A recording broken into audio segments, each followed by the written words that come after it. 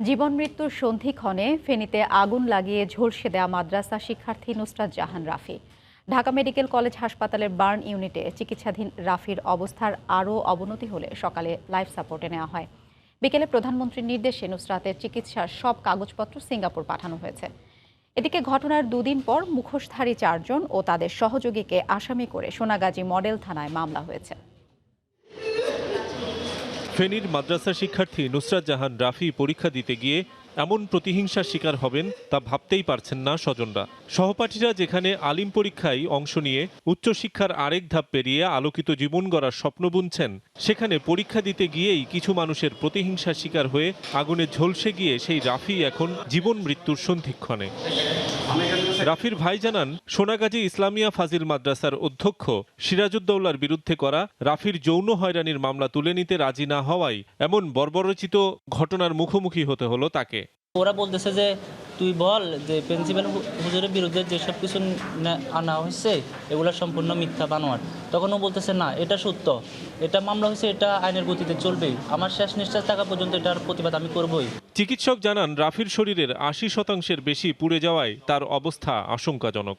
ওর biochemical প্যারামিটার্সগুলো, যেগুলো আমরা liver function, kidney function, heart function, lung ফাংশনের জন্য যে এগুলো কালকের তুলনায় আজকে একটু খারাপের দিকে গেছে। 2 নম্বর যেটা হচ্ছে যে ওর শ্বাসকষ্ট হচ্ছে, যেহেতু শ্বাসনালী পোড়া, শ্বাসকষ্ট হওয়াটাই স্বাভাবিক। অভিযুক্তদের ধরতে অভিযান চলছে বলে জানিয়েছে পুলিশ। কিছু তথ্য প্রমাণ আমি পেয়েছি এবং এই তথ্য ধরে আমরা যাচাই বাছাই করছি। ইনশাল্লাহ অচিরেই আমরা এ ঘটনার সাথে যারা জড়িত, নেপথ্যে যারা জড়িত, সবাইকেই আইনের আওতায় এনে ফেলতে পারবে। এদিকে প্রধানমন্ত্রীর নির্দেশে রাফিকে সিঙ্গাপুরে নিয়ে যাওয়ার প্রস্তুতি শুরু হয়েছে বলে জানিয়েছেন বার্ন ইউনিটের প্রধান সমন্বয়ক। মাননীয় প্রধানমন্ত্রীর সাথে আমাদের টেলিফোনে কথা হয়, উনি আমার সাথে কথা বলেন। উনি আমাকে যেটা নির্দেশ দিলেন যে তুমি দেখো কাগজপত্র সব সিঙ্গাপুরে পাঠাও, যদি এই ধরনের কেস এই অবস্থায় ওরা নিতে রাজি হয় আমরা হয়তো চেষ্টা করব। এদিকে এই ঘটনায় সোমবার বিকেলে সোনাগাজী মডেল থানায় 4 মুখোশধারী সহ আরও একজনকে আসামি করে মামলা করেন নুসরাতের ভাই।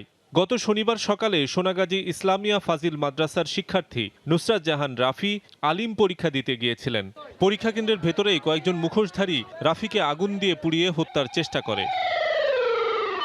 শফিক মোহাম্মদ, সময় সংবাদ, ঢাকা। সংকটাপন্ন অবস্থায় নুসরাত রাফিকে বিদেশে পাঠানো কঠিন, তবুও পরিবার যদি চায় এবং চিকিৎসকরা বললে তাকে সিঙ্গাপুরে নেওয়া হবে বলে জানিয়েছেন স্বাস্থ্যমন্ত্রী জাহিদ মালিক। সন্ধ্যায় ঢাকা মেডিকেল কলেজের বার্ন ইউনিটে নুসরাতের শারীরিক অবস্থা দেখার পর সাংবাদিকদের সঙ্গে কথা বলেন তিনি। এই কন্ডিশনটা ক্রিটিক্যাল, মানে পাঠানোটা একটু ঝুঁকিপূর্ণ। তারপরেও তার পরিবার যদি বলে পাঠাতে, তারা তো, এবং যদি ওই হাসপাতাল বলে, সিঙ্গাপুর জেনারেল হাসপাতাল যদি বলে হ্যাঁ আপনারা পাঠাবার ব্যবস্থা নেন, তাহলে আমরা সেই ব্যবস্থা করব। এই মুহূর্তে ঢাকা মেডিকেল কলেজ হাসপাতালে আছেন রিপোর্টার শাহরিয়ার জামান দীপ। বিস্তারিত জানতে সরাসরি যাচ্ছি তার কাছে। দীপ। হাফসা, ঠিক যেমনটি কিছুক্ষণ আগে শুনছিলেন যে অল্প কিছুক্ষণ আগে নুসরাতকে দেখে গেছেন কিন্তু স্বাস্থ্যমন্ত্রী জাহিদ মালিক, এবং এরপরে তিনি সাংবাদিকদের সাথে কথা বলেছেন। তিনি যেটা আমাদেরকে বলেছেন যে নুসরাতের এখন যে অবস্থা, এই অবস্থা অত্যন্ত মুমূর্ষু অবস্থায় তিনি রয়েছেন। এই অবস্থায় তাকে বিদেশ পাঠানো কিছুটা ঝুঁকিপূর্ণ, তবু তারা যেটি বলেছেন এবং এখানকার যে বার্ন ইউনিটের সমন্বয়ক আছে তিনি যেটি বলেছেন যে সিঙ্গাপুরের হাসপাতালের সাথে এই নুসরাতের যে সর্বশেষ পরীক্ষা এবং চিকিৎসার যে ডকুমেন্টসগুলি রয়েছে ইতিমধ্যে সেগুলি পাঠানো হয়েছে এবং ফোনের মাধ্যমেও তারা যোগাযোগ করছেন। তারা বলছেন যে আজকে রাতের মধ্যে হয়তো একটি সিদ্ধান্ত পাওয়া যাবে যে নুসরাতকে এই অবস্থার মধ্যে সিঙ্গাপুরে নেওয়া যাবে কি যাবে না।